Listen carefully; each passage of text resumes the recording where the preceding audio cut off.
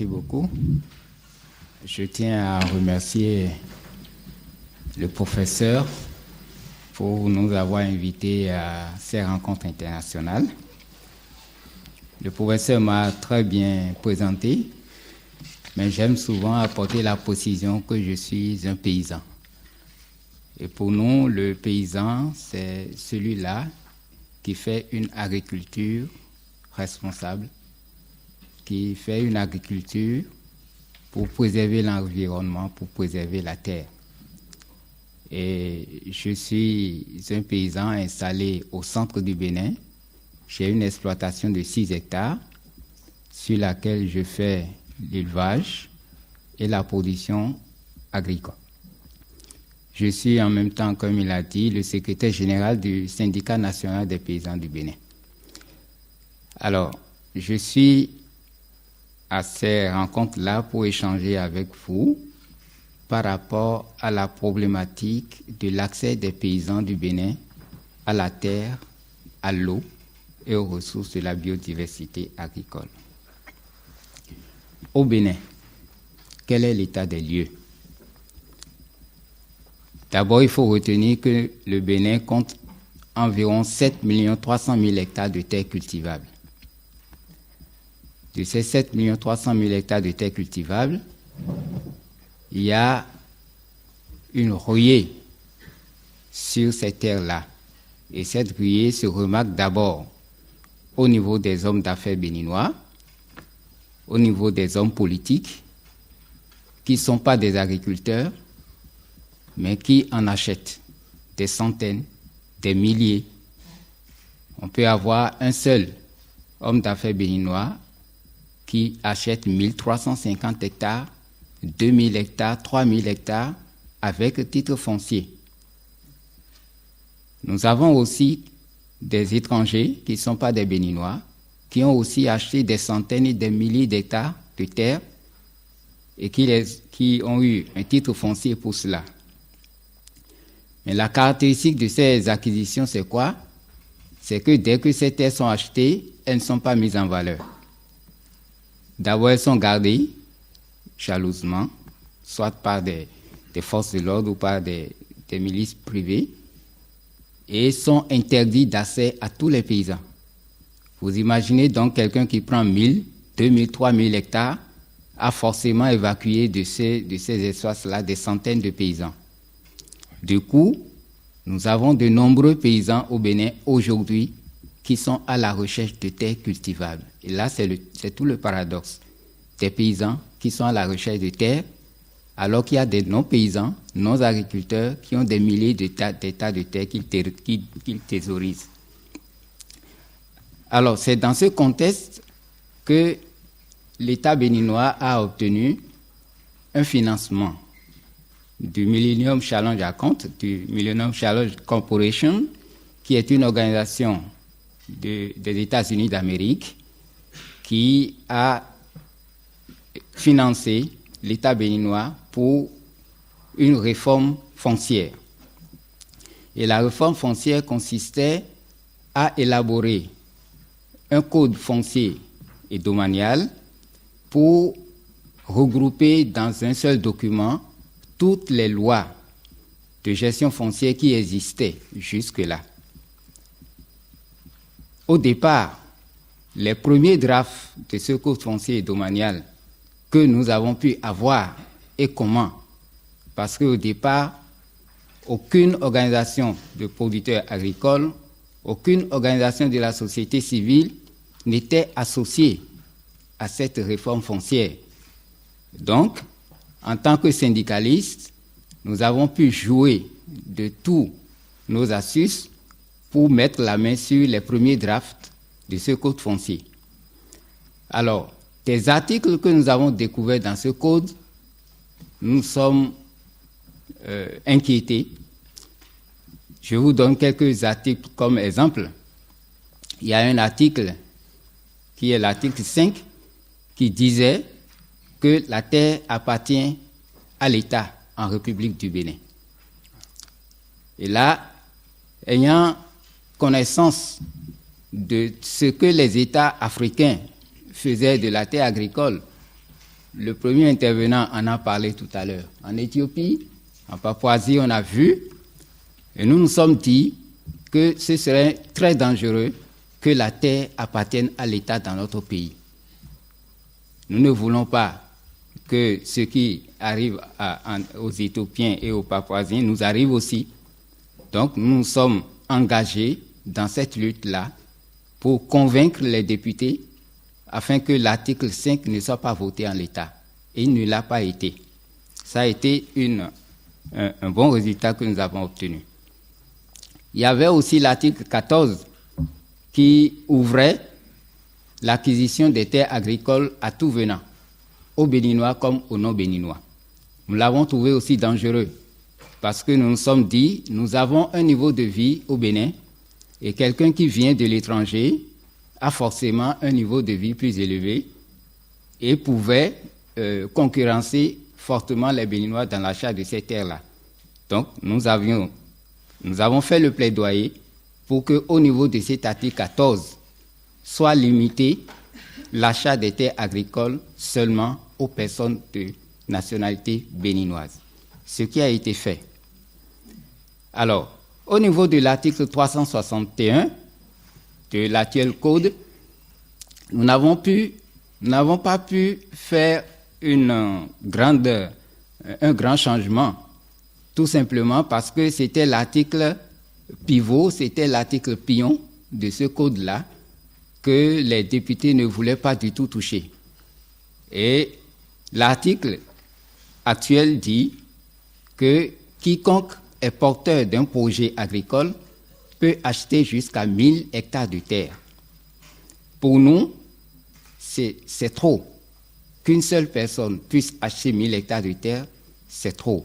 Nous avions fait des propositions entre-temps qui n'ont pas été prises en compte. Mais actuellement, dans ces mêmes articles, il est dit comme préalable qu'avant l'acquisition de toute terre, le maire, dans la commune de laquelle la terre se trouve, doit donner son aval, même si un achat de 1000 hectares doit être signé au niveau du Conseil des ministres. Ça veut dire que le maire a un fort pouvoir avant l'achat de ces terres-là. Alors, au niveau de cet article 361, si on considère qu'une personne prend 1000 hectares, nous avons 7 300 000 hectares de terre au Bénin. Ça veut dire qu'avec 7 300 personnes, toutes les terres agricoles du Bénin sont achetées. Alors que le Bénin compte actuellement 10 millions d'âmes, avec près de 115% de paysans. Nous trouvons que c'est assez dangereux parce que ça va vers ce type de développement qui est prôné et qui ne profite pas du tout aux paysans. Alors, le petit paysan au Bénin, comment est-ce qu'il est perçu? Les 115%, la plupart d'entre eux sont analphabètes et ils ont des moyens d'opposition agricole faibles. Au niveau des terres, ils n'en ont pas, je l'ai souligné tout à l'heure. Les outils agricoles ne sont pas très perfectionnés.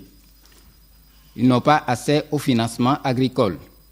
Leur niveau de vie est faible au niveau des revenus, au niveau de l'accès aux soins, au niveau de la scolarité des enfants, encore qu'actuellement, quelques efforts se font sur ce dernier point-là.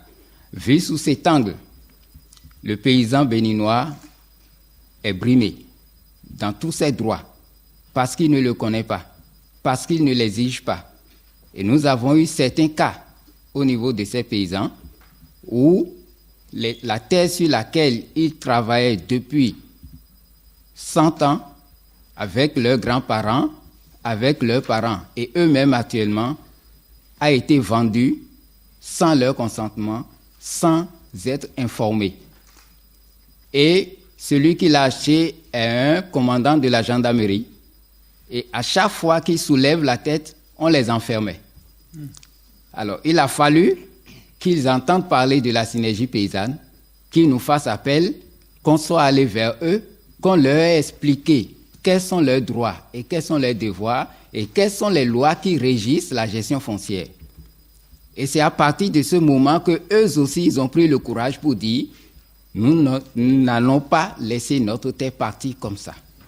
Et à partir du moment où on a commencé par les accompagner vers la gendarmerie pour régler tous les problèmes qui se posaient à eux, le gendarme qui était le chef de brigade a compris désormais que c'est plus des paysans qui sont tout seuls, mais qui sont accompagnés par un syndicat. Et depuis, ils ne sont plus enfermés dès qu'ils font des revendications. Et aujourd'hui, cette affaire est pendante devant la juridiction d'Abomey, entre le colonel de la gendarmerie et les paysans. Donc c'est une première que ce soit des paysans qui portent plainte contre un intellectuel. Il y a beaucoup d'autres exemples au Bénin, on ne va pas mettre tout le temps à l'expliquer. C'est vous dire à quel point le problème est complexe au Bénin. Alors, face à tous ces problèmes-là, au niveau de la synergie paysanne, lorsque nous avons commencé par faire le plaidoyer et le lobbying pour influencer le code foncier et domanial, nous nous sommes dit que ce serait très intéressant que ce ne soit pas seulement la synergie paysanne, que ce ne soit pas seulement les paysans qui fassent ce lobbying-là, parce que le niveau de plaidoyer est déjà très élevé. Il fallait aller vers les gouvernants, il fallait aller vers les députés. Donc, il fallait avoir un groupe soudé très fort pour faire cette influence-là. Nous sommes mis donc en association avec beaucoup d'autres organisations de la société civile, dont Djinoukoun, dont PASSIB, la PENOPA, etc. Et nous avons formé une alliance que nous avons dénommée Alliance pour un code foncier domanial consensuel et socialement juste. C'est justement cette alliance-là qui nous a permis de porter très loin le plaidoyer et le lobbying. Et ce plaidoyer nous a permis d'aller rencontrer le président de l'Assemblée nationale. Ce plaidoyer nous a permis, cette alliance nous a permis de rencontrer un certain nombre de députés, de leur expliquer ce que nous cherchons à travers notre plaidoyer, qui n'est autre chose que l'accès des petits paysans à la terre. Et c'est pour ça, justement, nous avons pu faire un certain nombre d'influences. Alors, les solutions que nous avons privilégiées, justement, c'est les solutions juridiques. Et par rapport au premier point, qui est de protéger les terres rurales contre l'accaparement des terres et la thésaurisation. C'est vrai que nous ne sommes pas entièrement satisfaits du code foncier actuel, mais l'article, il y a un certain nombre d'articles dans ce code-là que nous pouvons exploiter pour atteindre cet objectif que nous nous sommes fixés. Alors, nous avons eu déjà des échanges avec le programme LASCO, parce qu'au départ, nous n'étions pas d'accord que l'immatriculation des terres soit faite aussi sur les terres agricoles. Quand nous faisions notre plaidoyer, nous avons demandé que l'immatriculation s'arrête au niveau des villes et qu'une autre forme de sécurisation des terres soit faite sur les terres agricoles, tout simplement pour que ces terres agricoles immatriculées ne soient pas mises sur le marché comme une marchandise. C'était en fait l'objectif départ de la réforme foncière au Bénin. Mais nous n'avons pas eu gain de cause et avec nos échanges avec le programme LASCO, nous nous sommes dit, pour contrer un peu l'accaparement des terres, il serait intéressant qu'on arrive à accompagner les paysans à obtenir un titre foncier collectif. J'ai été un peu surpris quand j'ai entendu le premier intervenant par rapport au danger des titres collectifs, mais dans nos réflexions, nous nous sommes dit, si nous trouvons ce système de titres collectifs qui met en commun les terres individuelles des paysans, il serait intéressant, en ce point que quand l'acquéreur serait porté vers les paysans, ce ne sera pas un seul paysan qui va représenter tous les autres paysans. Il faudra nécessairement que la plupart des paysans qui se sont mis ensemble puissent leur donner aval avant que la transaction ne se fasse. La réflexion continue au niveau de ce point-là. Alors, au niveau de l'article 361, nous sommes en train de faire un travail de fond. Le travail de fond que nous faisons, c'est par rapport aux maires, puisque l'article 361 leur a donné ce pouvoir-là. Donc, nous sommes en train de mettre devant leurs responsabilités les maires pour dire, s'il y a accaparement dans une mairie, c'est que c'est le maire qui l'a accepté. puisque l'article 361 l'a dit. Donc, il est important pour nous d'informer le maire et d'informer aussi les paysans de sa commune pour qu'ils sachent quel pouvoir ils ont à empêcher l'accaparement des terres. Parce qu'ils ne disent pas oui, même le président de la République ne peut pas signer la convention. Ça, c'est le premier point. Le deuxième point, c'est par rapport à l'article 367. Le code actuel n'a pas limité le nombre de superficies de terre comme nous le souhaitions. Il l'a ouvert, mais l'article 367 dit que quiconque dispose d'un fonds de terre a l'obligation de la mettre en valeur. Ça, c'est un article très cher pour nous et nous avons commencé par faire déjà le plaidoyer pour dire que c'est important que cet article soit correctement mis en application dans notre pays. Et déjà, il y a quelques résultats qui commencent par être obtenus. Parce que la dernière fois, j'ai entendu sur une radio locale un homme d'affaires béninois qui a acquis 1350 hectares de terre à Sékhoué et qui a fait passer un communiqué pour dire qu'il met ces 1350 hectares de terre à la disposition de tous les jeunes agriculteurs qui veulent s'installer. Ça veut dire qu'il a déjà perçu le danger qui le guette avec l'article 367, puisque nous sommes portés sur cet article-là, pour dire, d'accord, vous achetez les terres, mais vous les mettez en valeur. Mais mettre en valeur 1350 hectares de terre par quelqu'un qui n'est pas agriculteur, nous voyons un peu ce que ça veut dire. Donc, nous sommes aussi en train de faire le plaidoyer sur cet article-là pour décourager tous ceux qui achètent les terres et qui les thésaurisent. Alors, en partenariat avec les mairies à l'application des dispositions, il y a le titre 2, les sections 1 à 10 de ce code-là, qui donne un certain nombre de droits d'accès à la terre. Il y a le droit à l'usage, le droit à plantation, le droit à construction, etc. Donc, nous sommes aussi en train d'expliquer tous ces articles-là aux maires pour qu'ils sachent quels sont les mécanismes juridiques qu'il faut utiliser à partir de ce code-là pour faciliter l'accès des paysans à la terre. Parce qu'il y a des lois qui se prennent dans nos pays, mais qui, généralement, ne sont pas bien connues de ceux qui doivent l'utiliser. Alors, toujours donc, par rapport à l'accès des terres et des paysans à la terre, nous avons dans notre pays un programme qu'on appelle Plan stratégique de relance du secteur agricole, que au départ, nous avons dû influencer aussi, parce qu'au départ, ce plan était orienté vers l'agro-business. Il n'y avait pas du tout une part réservée aux petits paysans. Nous avons dû faire cette influence-là pour qu'aujourd'hui, les paysans occupent 115% de ce programme-là et l'agro-business 25%. Mais face à ce résultat que nous avons obtenu, ce plan met du retard à être mis en application parce que le gouvernement ne l'a pas vraiment accepté. Mais nous faisons le nécessaire pour que cela soit fait, afin que s'il y a un financement agricole, que ce soit au profit des paysans. Parce que c'est les paysans qui ont nourri le peuple béninois jusqu'à aujourd'hui, sans aucune aide. Ils ne demandent pas de l'argent avant de cultiver. Et ce n'est pas au moment où il y a les aides qu'il faut les oublier et mettre les multinationales là-dessus. Alors, nous sommes aussi en train de faire un plaidoyer pour qu'au niveau de notre gouvernement, il y ait l'adoption d'une loi d'orientation agricole. Parce que ce que nous avons observé jusque-là, quand chaque président vient, il a son idée en tête, il met son idée agricole en tête, il part, un autre vient, il change tout. Et du coup, ça ballotte l'agriculture. Mais aujourd'hui, il y a une plateforme de producteurs agricoles dans notre pays qui regroupe toutes les organisations de producteurs agricoles. Et nous nous sommes dit qu'aujourd'hui, il va falloir que ce soit les paysans qui donnent le cap, qui disent vers quelle agriculture il faut qu'on aille et qu'est-ce qu'il faut faire au niveau de cette agriculture-là. Et c'est ça que nous allons regrouper dans la loi d'orientation agricole que nous sommes en train de concocter pour que, au niveau des députés, cette loi soit prise et s'impose à tous les politiques qui passent et que chaque président ne passe plus pour faire ce qui lui passe par la tête.